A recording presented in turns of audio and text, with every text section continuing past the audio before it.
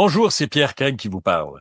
Médecins du Monde, une ONG médicale humanitaire, travaille dans plus de 70 pays dans le Canada et ici même à Montréal. Sa mission est d'assurer et de défendre l'accès à la santé des populations marginalisées. Dans ce but, Médecins du Monde veut donner à ces populations la capacité d'agir, de revendiquer leurs droits à la santé et aussi les accompagner dans leur lutte pour l'accès universel aux soins. Aujourd'hui, Médecins du Monde nous suggère d'écouter celles et ceux qui prennent soin des autres, les intervenants de groupes communautaires.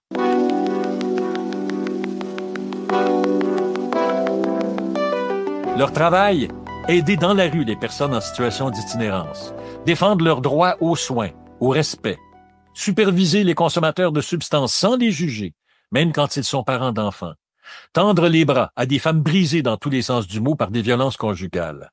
Et le but qui les unit, c'est de rendre leur dignité aux personnes écorchées, jugées, rejetées par le système, par nous. Je les observe depuis bientôt 2 générations. Je les ai toujours respectés et admirés. Je suis pas un expert dans cette question, mais il y a une chose sur laquelle on ne peut avoir aucun doute. Sans eux, ce serait le chaos. J'ai invité chez moi Anita Shep de Logifar, qui offre des logements supervisés pour des parents en traitement de substitution aux opioïdes, Justin Allard de Cactus, un site d'injection supervisé, et Mylène Demarbre, directrice clinique du programme de santé mentale de Médecins du Monde, qui offre depuis près de 25 ans un soutien psychologique aux groupes et intervenants communautaires. Parler de ses émotions face à son travail, vous qui travaillez avec des clientèles particulières, puis tous les trois, là, c'est pas simple. Pourquoi vous avez accepté notre invitation, Mylène? Pourquoi c'est important que vous soyez là? Puis on vous en remercie beaucoup, là, mais pourquoi c'est important que vous soyez là? Ben, parce que c'est important de témoigner de ces réalités-là. C'est important que les gens comprennent, en fait, la complexité du travail d'intervention communautaire, à quel point l'être humain, dans l'intervenante est sollicité, puis tout ce que ça implique, en fait, émotionnellement, de faire ce travail-là, qui est d'abord et avant tout de l'accueil et de la relation humaine, en fait. Anita? Pas mal la même chose, c'est plus pour partager leur reality, I guess, de travailler avec des gens, mais des relations réciproques. C'est pas juste des choses négatives, c'est pas juste des émotions négatives, c'est aussi, j'ai beaucoup les choses positives, je suis nourrie de mon travail, puis c'est pas juste une population marginalisée qui prendre et demande sans cesse, c'est vraiment pas la réalité que j'ai expérimentée, puis c'est important de expliquer ça aussi aux gens. Justin, pourquoi t'es là? De mon côté, j'aime juste parler de mon travail en général. C'est vraiment quelque chose qui me passionne. Fait que, tu sais, que ce soit de parler de ma réalité personnelle là-dedans, que de parler de ma réalité de tous les jours au niveau du travail, c'est vraiment quelque chose qui me passionne. Fait que c'est sûr que quand j'ai le privilège d'avoir une tribune pour en parler, ben, je manque pas une occasion de me pointer. On va te donner l'occasion. Parfait. Justin, tu travailles chez Cactus 3 jours par semaine, 12 heures par jour, et tu reçois 300 personnes par jour. Peux-tu me parler de tes clients? Et c'est qui tes clients? C'est des gens qui viennent de milieux très diversifiés. L'usager, le client type n'existe pas parce que c'est vraiment des gens de tout âge, de toute origine, de tout horizon socio-économique aussi. Fait que c'est sûr que le point commun des gens qui fréquentent mon service, c'est la consommation. Au niveau des drogues qui se consomment par injection et par inhalation, ça, c'est sûr que c'est 100% de la clientèle parce que c'est ça le service, la spécialisation qu'on offre. Et c'est un safe space pour ces gens-là au niveau qui reçoivent des soins et un accueil qui est sans jugement et tout ça. Mais mis à part ce point commun-là, c'est excessivement diversifié comme type de clientèle, que ce soit au niveau des âges, autant que, tu sais, je vais avoir des personnes qui vont être, par exemple, plus au niveau de la soixantaine. J'ai des gens qui arrivent qui ont à peine 18 ans. C'est au niveau aussi des origines, c'est autant qu'on va avoir des Québécois d'origine, mais tu sais, autant qu'on va travailler avec beaucoup de populations autochtones aussi. C'est vu que c'est situé au centre-ville aussi, tu sais, le centre-ville, ça reste la porte d'entrée de plein de gens qui arrivent des régions éloignées également, tu sais, fait que c'est très diversifié. Par exemple, un organisme comme Dopamine, qui est un peu l'équivalent de Cactus, situé dans Hochelaga Maisonneuve, la population qu'on va retrouver là, c'est plus des gens qui sont typiquement du quartier et tout ça.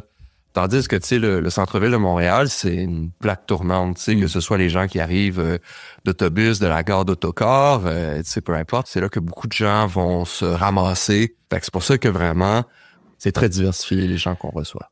Quand tu as parlé avec nous pour préparer l'entrevue, une des choses qui m'a frappé, tu as dit, moi, je travaille 12 heures par jour, j'ai 300 personnes par jour, puis je sais que c'est pas que ça, mais ça peut faire 900 histoires tristes.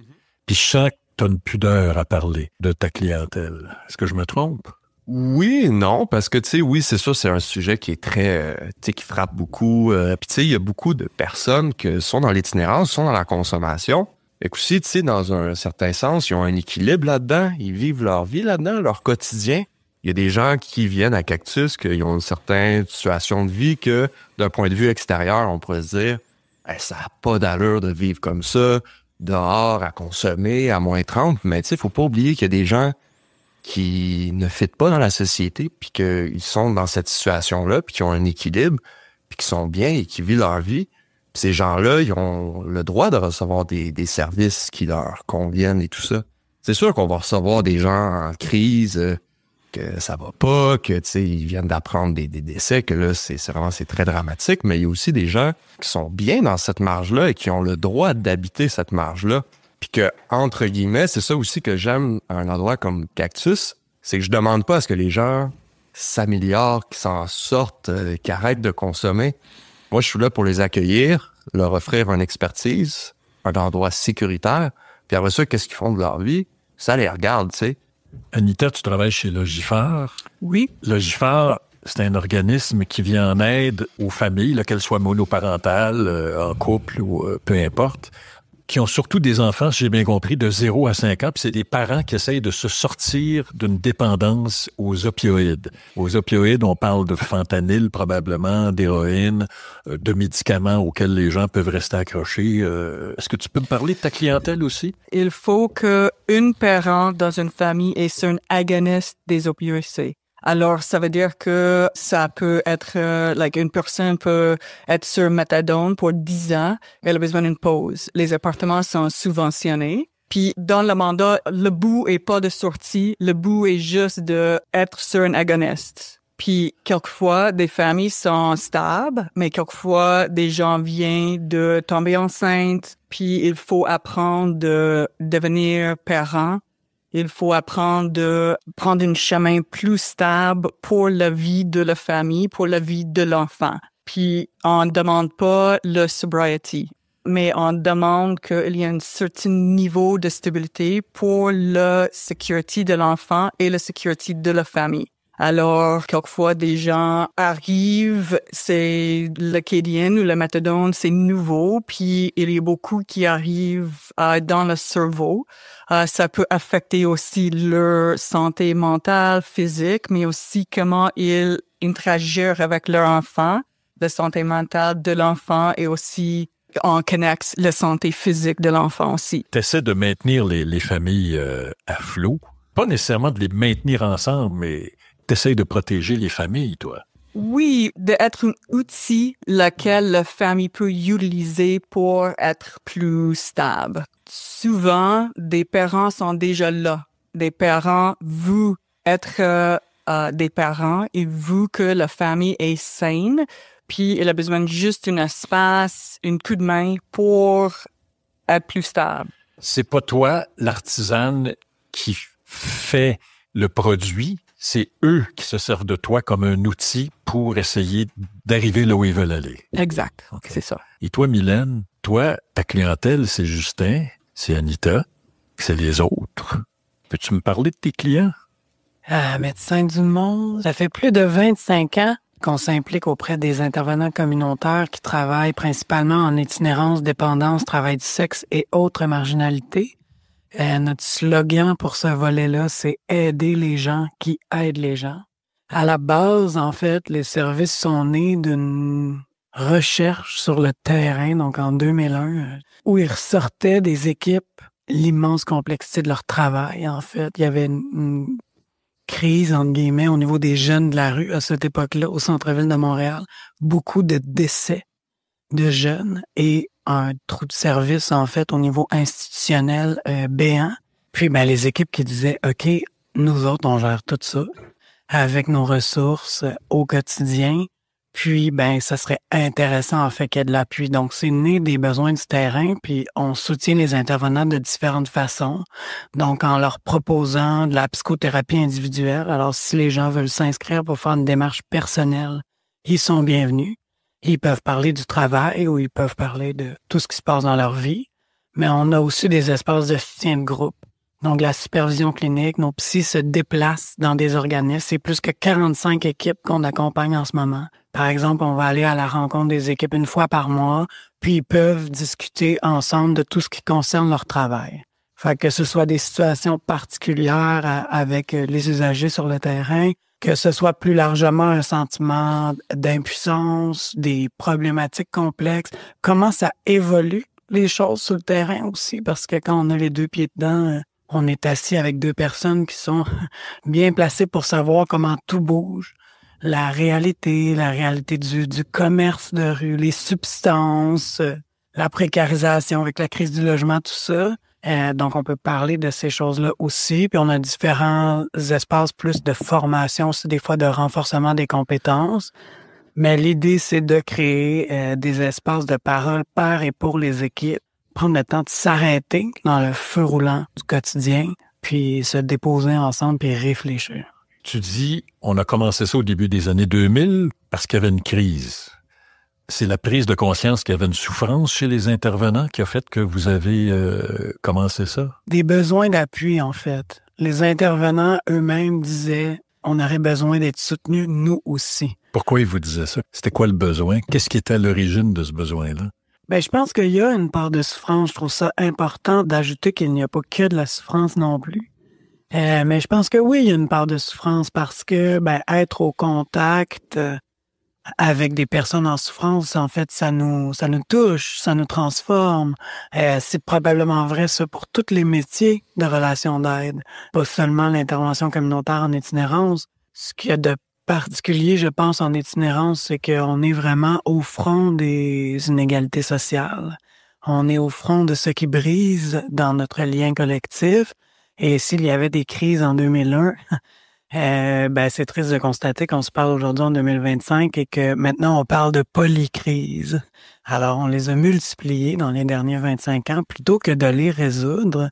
Fait que c'est certain que d'être sur le terrain, ça fait qu'on est là-dedans, puis ça ne peut pas ne pas nous affecter. Je pense qu'il y a une partie de détresse, en fait, une partie de quelque chose d'émotionnel, de profondément touchant, transformateur pour le meilleur et pour le pire, parce que je pense que ça nous rend aussi des meilleurs humains d'être au contact de ces populations-là. Puis, par ailleurs, j'ai envie de nommer aussi que dans nos services de soutien aux intervenants, oui, il y a la partie de, bien entendu, accueillir la détresse quand elle est présente, mais je pense aussi que d'avoir des espaces de parole pour soi, pour parler de son travail, pour métaboliser tout ce qui se passe, même si on n'est pas en détresse, c'est nécessaire. Donc, c'est une bonne pratique, c'est comme une hygiène professionnelle à mes yeux, qu'il y ait de la détresse ou non. Tous les trois, vous avez dit la même chose.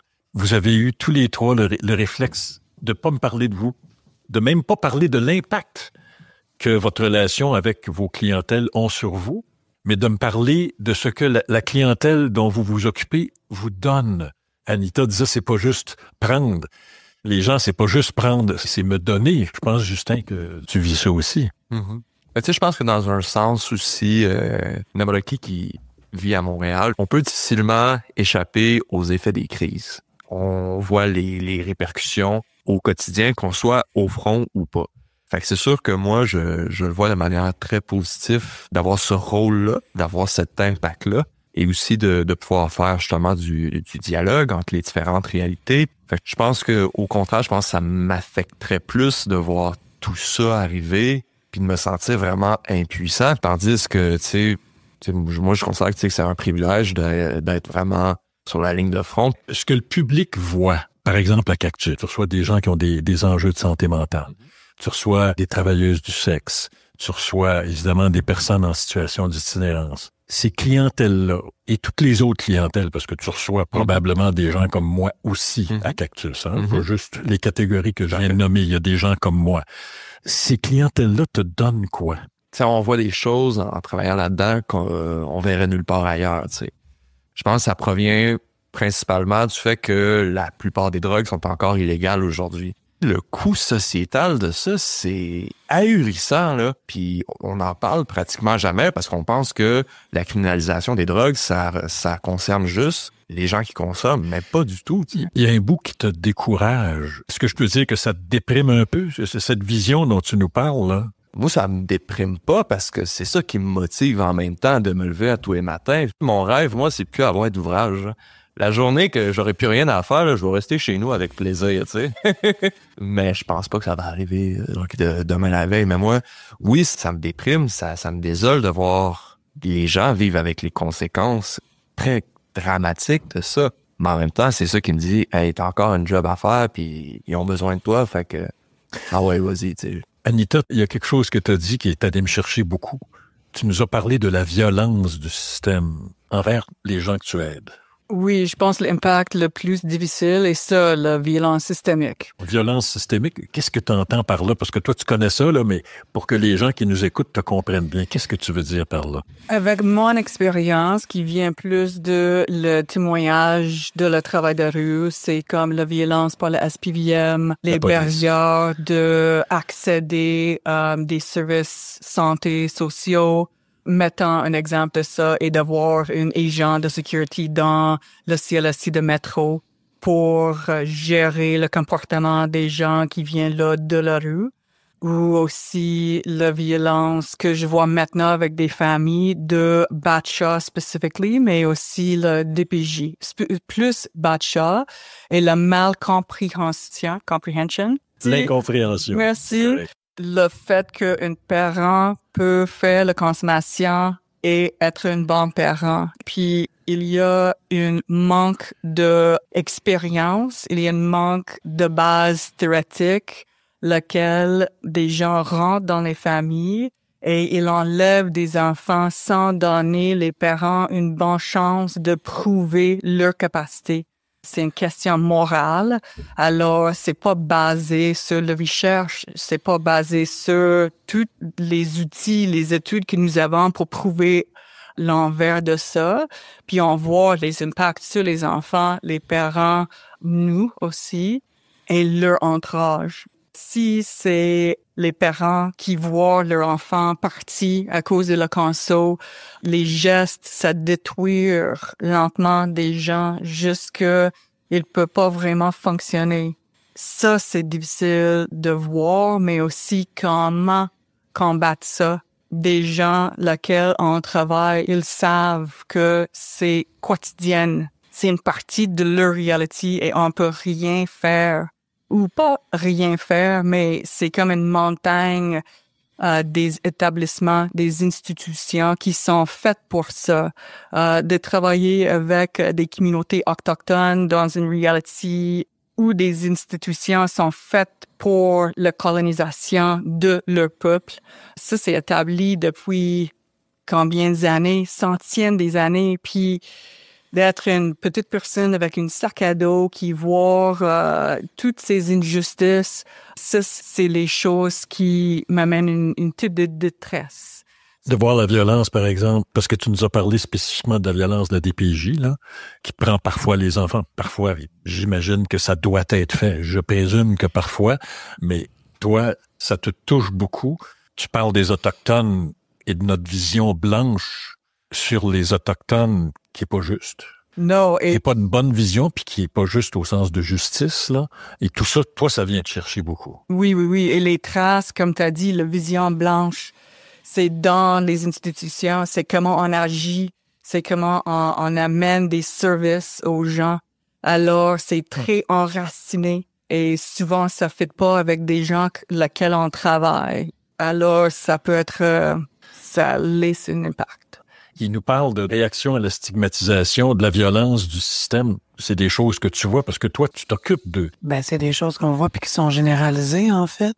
Moi, quand je suis avec une équipe, des fois, j'aime ramener que leurs collègues dans d'autres organismes sont dans les mêmes constats que ça, sont dans les mêmes questionnements que ça, en fait, pour collectiviser un peu les enjeux vécus, puis qu'on se rend compte qu'on n'est pas seul à faire face à ça, puis on n'est pas seul à se questionner là-dessus et à porter le poids de ça, finalement. Justin, ce qu'il nous dit, c'est que la société met, avec la criminalisation, entre autres, il y a pouvoir sur les gens.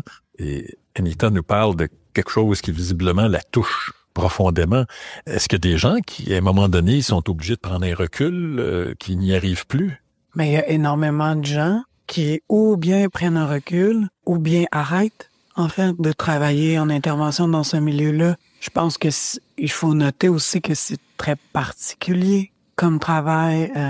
Faut avoir envie de faire ce travail-là. Il y a des qualités personnelles, des intérêts qu'il faut avoir pour que ça se passe bien. Après, il y a toutes sortes de facteurs qui entrent en jeu. Et ça a été vraiment bien illustré, la lourdeur des problématiques systémiques, en fait. Puis comment je pense que c'est ça qui est le plus écrasant. Excuse-moi, moi, ça me frappe beaucoup ce que vous dites. On est des ignorants de vos milieux. On n'y connaît rien. Mais ce que j'entends, c'est que la plus grande souffrance, là, c'est pas eux, c'est nous. C'est nous, la société, le jugement qu'on porte sur les gens que vous essayez d'aider. Est-ce que je me trompe? Mais je pense que c'est ça qui concerne le plus directement les causes. C'est qu'en fait, si on était capable d'adresser ces phénomènes-là, le travail serait simplifié tellement. Parce que là, on arriverait, OK, il nous resterait les problématiques personnelles, comment on peut appuyer la personne, qu'est-ce qu'elle pourrait renforcer, qu'est-ce qu'elle a envie, vers quoi elle veut aller. Mais là, en fait, même si on pose ces questions-là, ben c'est barrière sur barrière sur barrière, de jour en jour. Fait que l'aspect décourageant de ça, c'est la métaphore de David contre Goliath. Anita, tu te décrivais avec ton sac à dos, tu sais, où on est comme une petite gang, à peu près 1000 intervenants, là. Si je prends l'écosystème de Montréal, toujours y retourner, puis à faire notre possible, mais après, on voit bien que le robinet de la précarisation coule toujours plus fort, fait que c'est toujours un petit peu insuffisant. Je pense que ce qui est écrasant, c'est ça, ce sentiment-là que... Toujours en train d'éteindre un feu ici et là, mais jamais en solution solide. Bon, les savants appellent ça des solutions structurelles, là, ou enfin de travailler en amont là, le plus possible. C'est ça qui peut être décourageant pour certains. Puis tu sais, il fait moins 25 en ce moment. Comment on utilise nos ressources sociales actuellement, donc les acteurs de la ville, les acteurs des CIUS montréalais, des différentes institutions, on reçoit les intervenants des courriels aux 4 jours, quand il y a des vagues de froid. Ah, on a ouvert 40 chaises à l'UQAM pour 2 nuits jusqu'à dimanche. Puis là, il va faire moins 10, OK, on va enlever les chaises. Là, la semaine prochaine, il va faire moins 20. Tous ces gens-là qui sont des employés de l'État. Fait que les ressources sont mobilisées à les choses les plus de base. Juste pour s'assurer que les gens ne meurent pas de froid littéralement. Pour pas qu'on ait des manchettes là dans la maison. Puis après dimanche, ça ferme. Et la semaine prochaine, on fait quoi? On recommence. Donc, le côté décourageant de ces enjeux structuraux-là, c'est que c'est profondément absurde que notre réponse à l'itinérance en ce moment, elle soit à ce niveau-là. Puis, après, les intervenants au front, en plus, c'est parce que c'est eux que quand ils ferment la porte à 2 heures du matin, la journée que peut-être l'UQAM est fermée ou que l'UQAM était pleine, c'est eux qui doivent dire « Je suis désolé, il n'y en a pas de chaise. » Puis qu'ils ferment, puis que des options, il n'y en a pas. Donc, je sais pas les auditeurs, quand ils entendent ça, qu'est-ce que ça leur fait sentir, mais c'est un petit échantillon de, mettons ça, à temps plein. Puis pendant que tu parles, Anita et Justin n'arrêtent pas de hocher de la tête. Ils sont 155% d'accord avec toi. Justin, tu nous as dit, moi, mon travail, c'est de maintenir les gens en vie. Parce que mon mandat premier, quand les gens arrivent dans mon service, mon souci numéro 1, c'est que tout le monde reste en vie durant le temps que je les vois. Fait que ça veut dire que, mettons, le temps qu'ils sont sur la rue, pas loin de notre établissement, quand ils sont dans les locaux, puis quand ils repartent. Moi, mon souci numéro 1, c'est la sécurité de ces gens-là et qu'ils ne décèdent pas durant ce moment-là. C'est très intense, faut être excessivement vigilant parce que c'est des situations qui vont excessivement vite, qui vont souvent se passer dans des angles morts. Ça va très vite et quand il faut réagir efficacement et rapidement. Tu nous as dit que tu vivais leurs émotions. Mm-hmm. Pas toutes, là, mais tu nous as dit que tu vivais leurs émotions. Est-ce que tu peux me parler de ça? Ben, c'est sûr que je vis en contact de ces émotions-là, parce que si je vivais ces émotions-là, je serais en burn-out fini, là, 2 jours, puis je t'en ferais pas, tu sais. Fait que c'est pour ça que je les ressens. Je serais à l'écoute de ça pour adapter le plus possible mon service, mes interventions. C'est vraiment un art qui s'apprend. C'est pas quelque chose qu'on apprend à l'école. C'est vraiment quelque chose qui s'apprend sur le terrain à la dure. Mais tu sais, c'est d'accueillir ces émotions-là, de les valider et de les prendre comme pour bien s'adapter à la situation. Anita, il y a quelque chose que tu nous as dit qui m'a beaucoup, beaucoup frappé, puis Justin a dit la même chose aussi. Tu as dit, une des choses qui va te chercher, c'est cette obligation que tu te fais. Puis c'est pas une obligation intellectuelle, je pense que c'est ton cœur qui le fait, de respecter des choix des gens. Dans le fond, c'est un peu comme avoir des enfants. On veut que nos enfants aillent bien. Puis des fois, on se mêle trop de leurs affaires. Tu nous as dit, c'est parfois difficile et tu peux peut-être ressentir une détresse dans ce respect du choix de ta clientèle. Oui, non, absolument. Mais c'est ça, des gens lesquels on travaille, c'est des personnes autonomes qui font leurs propres décisions et nous sommes là pour aider de faire des décisions, cherche l'information pour que la décision est faite dans une manière plus informée. Mais à la fin du jour, c'est leur décision, c'est pas la mienne. Quelquefois, je suis pas d'accord, mais parce que j'ai un respect pour la personne en face de moi, ça veut dire que j'ai respect pour les décisions qu'ils ont faites. Parce que on a fait ce chemin ensemble, souvent, je peux comprendre pourquoi la décision est faite aussi. Souvent, j'ai beaucoup l'amour pour des gens lesquels je travaille, puis j'ai une perspective différente. Souvent, peut-être je mets plus la valeur sur le patient, sur la personne en face de moi. Et je pense qu'il mérite mieux maintenant. Puis ça peut faire mal quand je fais comme non, tu mérites mieux que ça, mais c'est ton décision, puis OK. Puis tu portes ça en toi après, un peu. Oui, mais c'est très aidant et peut-être j'ai survécu ce travail si longtemps parce que je comprends tellement que l'individu en face de moi est autonome. C'est à eux de prendre leur vie en main et je peux faire tout possible dans mon petite boîte des outils ou whatever. Mais c'est ça, c'est leur décision. Puis voilà. Toi aussi, tu ressens ça beaucoup, hein? Parce que tu t'arrêtais pas de Ben, tu sais, je suis d'accord. Tu étais dans son discours totalement, là, quand elle nous le disait. Tu sais, je pense que, tu sais, on parlait un peu plus tôt des violences systémiques, mais je pense que l'antithèse de ça, c'est laisser l'autonomie aux gens.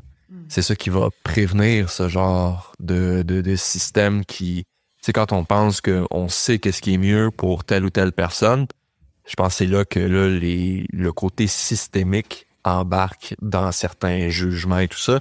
Puis oui, c'est sûr que ça, c'est quoi que je vais souvent vivre dans mon travail quand on a des crises suicidaires très intenses.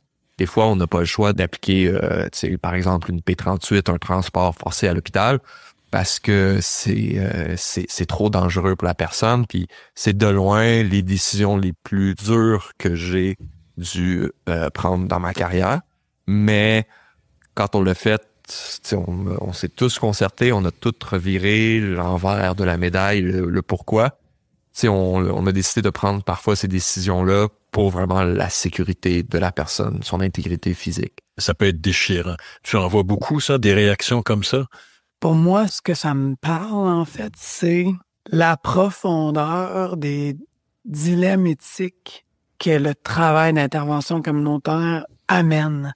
Fait que dans un contexte social de violence systémique, notamment, puis je pense à Légifère, toute la question du placement des enfants. Hein? Fait que c'est quoi le dilemme éthique? On accompagne une famille, il y a des difficultés, est-ce qu'il faudrait faire ça? Mais en même temps, on sait que le placement, c'est pas juste du positif. Peut-être ça va avoir des impacts destructeurs sur cette famille-là. Donc, des dilemmes éthiques de ce type-là, du faire avec des choix pas très bon dans un univers où il manque de ressources. Fait que, bon, est-ce qu'on dirige cette personne vers cet endroit-là? Ça se peut que ça se passe vraiment pas bien, mais peut-être qu'il y a aucune autre place. Fait qu'on est pris, en fait, avec une sorte de poids moral, finalement. Qu'est-ce qui est mieux? Je pense que dans toute la logique de l'autodétermination qui est amenée ici, c'est que les intervenants essaient de s'inscrire dans des approches le plus possible dans la co-construction. Fait que de négocier ça avec la personne. Hein? Qu'est-ce que tu aimerais faire? Voici les options. Puis, il y a des fois des gens qui peuvent être dans des situations où ça va moins bien. C'est difficile pour eux de prendre les décisions. Fait que ça place plus de poids. Sur les intervenants, on a aussi des codes d'éthique, des obligations si les gens sont en danger. Donc, toute la profondeur éthique, en fait, des décisions à prendre au quotidien. Anita, je vais te poser une question. Si tu n'aimes pas la question, je vais passer à d'autres choses. Est-ce que ça t'est arrivé? Justin me dit, je sens que ça le déchire en quelque part, là, de demander aux policiers ou aux ambulanciers d'amener une personne à l'hôpital contre son gré parce qu'il veut pas que la personne meure, puis après, il est content parce qu'il revoit la personne en vie, puis probablement que la personne, dans la plupart des cas, est quand même heureuse d'être en vie. Est-ce que c'était arrivé de recommander que des enfants soient placés? Puis, qu'est-ce que ça t'a fait? Oui, c'est arrivé. On a fait une coupe de signalements nous-mêmes à l'âge fort, mais nous, Mylène connaît mon travail très, très bien. On existe toujours dans une zone grise d'éthique. On calcule tout le temps la santé de l'enfant, la personnalité de l'enfant, santé de parent, personnalité de le parent, le niveau de conso, le trajectoire de la conso. On consulte toujours une équipe autour de nous, des médecins, infirmières, éducatrices spécialisées, le CPA. Puis on ramasse beaucoup l'information. On parle avec le parent. On dit, OK, on va dans une place où on peut pas. Tu perds le contrôle de le parentage. So, si on continue dans ce chemin-là, il faut faire un signalement. On embarque beaucoup des gens et finalement, on avait des cas où des gens spécifiques avec fentanyl ou des opioïdes parce que le risque de surdose est extrêmement élevé et on a le reality lequel un enfant va trouver leurs parents morts. Et nous sommes un appartement semi-supervisé, puis on fait pas des inspections des appartements. Alors, c'est possible, l'enfant peut être là pour les jours, 100 personnes, puis... C'est correct. Je suis un père de famille aussi. Hein? Pour aider les effets de ça, il y a Mylène. Vous y avez eu recours. Toi, chez Anita, tu nous en as parlé. Peux-tu me raconter ça, puis comment ça a pu t'aider? Mais on n'a pas parlé vraiment de travail. J'ai parlé de ma vie perso. Mais non, sérieux, les périodes, les supervisions de groupe avec Médecine du Monde, c'est comme un encre pour nous. Parce que c'est ça. C'est où on amène toute l'info et on a discuté aussi des situations extrêmement précaires avec nos superviseurs de Médecine du Monde et on dit, OK, et on fait la balance, on fait le calcul en groupe avec eux.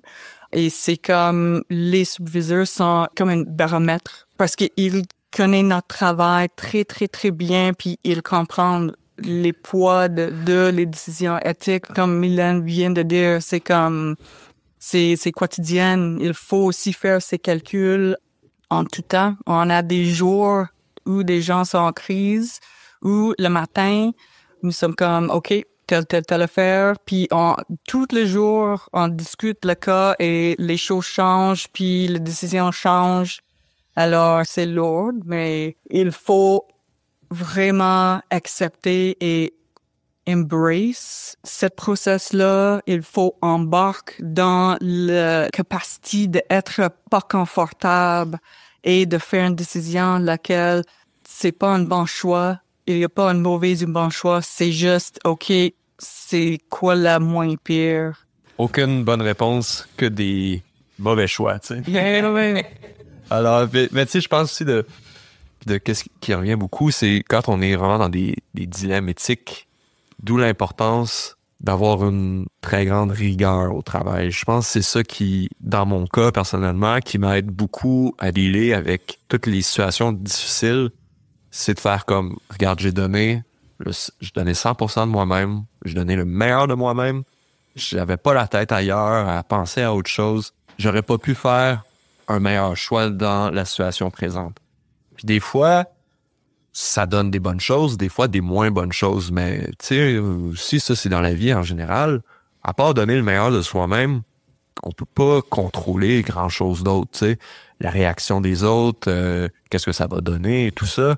T'sais, moi, j'arrive à l'heure avec mon lunch pour ma journée, de bonne humeur, puis je suis prête. C'est ça que je contrôle le plus. Après ça, qu'est-ce qui va arriver dans la journée, qui va venir, les chicanes qu'il va y avoir, les surdoses qu'il va y avoir, peu importe. Ça m'appartient pas, tu sais. Mais moi, qu'est-ce qui m'appartient? C'est d'arriver prêt, de bonne humeur, disposé à recevoir le vécu des gens et disposé à leur donner leurs meilleurs soins. Si je suis pas dans cet état-là, ben je reste chez nous. Il y a juste une dernière chose. Je me doute de la réponse parce que vous avez répondu à la question que je vais vous poser depuis le début, mais je vais la reposer quand même, en commençant par Mylène. Qu'est-ce que nous, quand je dis nous, là, la société, qu'est-ce qu'on peut faire pour vous aider? Je pense que vous pouvez reconnaître l'importance du travail, du milieu communautaire, l'importance des intervenants. S'il s'est passé quelque chose de particulier pendant la COVID, c'est comme si soudainement les intervenants communautaires sont devenus visibles. Parce que quand tout était fermé, le communautaire était encore là. Donc, il y a comme eu une lumière qui a été mise là-dessus. La société, ce qu'elle peut faire aussi, c'est se diriger vers plus de solidarité de façon générale, que ce soit à travers des choix politiques, que ce soit à travers des choix personnels, en fait. On est comment dans nos communautés? On est comment les uns les autres? Est-ce qu'on connaît nos voisins? Quelles décisions on prend qui peuvent renforcer le tissu social? Parce que je trouve qu'au final, le communautaire s'occupe de tous ceux qui sont tombés dans les mailles du filet. Puis on est seul à le faire. Mais ce filet-là, il nous appartient à tous. L'itinérance, ça vous concerne, tu sais. Vous aussi, vos parents, vos frères. Donc, comment on réinstaure ce sens-là de l'engagement de la communauté? C'est quoi les pratiques? Parce que c'est ça aussi qui fait que les gens se précarisent, puisque les besoins sont toujours plus grands. Je finis avec vous deux parce qu'il y a quelque chose qui m'a beaucoup frappé puis je vous avais dit la même chose tous les deux. On est mal payés. Vous avez dit, c'est pas ça le plus important. Avant d'être mieux payé, peut-être on aimerait ça être mieux payé, mais on aimerait mieux encore avoir les ressources pour faire notre travail. Mais oui, et c'est relié à les barrières ou la violence systémique. Puis pour répondre aussi à ton question de qu'est-ce que les citoyennes peuvent faire, il faut aussi lutter pour les droits. Et tu peux aussi, même si tu peux pas connecter avec des gens dans la rue ou des gens qui consomment ou quoi que ce soit, il faut lutter pour tes propres droits parce que ton droit à un logement abordable, ça va affecter des gens dans la rue. Et c'est épouvantable. J'ai tombé en amour avec la culture québécoise parce que c'est une culture qui lutte pour des droits, mais dernièrement, ça disparaît. Des choses passent au Québec et je suis étonnée qu'il n'y ait pas une lutte plus populaire dans la rue. Alors, il faut parler, il faut faire l'advocacy, il faut lutter pour tes propres droits parce que si on perd accès à les urgences dans les hôpitaux, des gens dans la rue, ça c'est leur CLSC. Dès que des services érodent, ça va toucher aussi des gens. Justin? Tu sais, souvent, on voit le milieu communautaire, des fois très extérieur, mais tu sais, on sait jamais quand est-ce qu'on va avoir besoin du milieu communautaire pour toutes sortes de raisons. Je pense que le chose que je demanderais le plus, c'est de penser qu'on n'est pas concerné par qu'est-ce qui se passe en ce moment au niveau large, tu sais. Mais tu sais, justement, on sait jamais quand on s'occupe pas des crises qui arrivent dans nos sociétés, un jour ou l'autre, ben, la crise, elle vient à notre porte, peu importe le milieu auquel on appartient. Merci beaucoup tous les trois. Merci. Permettez-moi de vous poser la question suivante. Les gouvernements sont-ils là pour faire face à la crise du logement, à celle de l'insécurité alimentaire à cause des prix, à celle de l'itinérance devenue, selon la mairesse Valérie Plante, une véritable crise humanitaire? Qui est là, chaque jour, pour récupérer tous ceux que notre fragile filet social laisse tomber? Personne ne m'a demandé de vous dire ça, mais si vous le pouvez, prenez soin d'eux. Il manque de tout, Nous ne pouvons pas nous permettre de les laisser tomber, eux. Ici Pierre Craig, salut.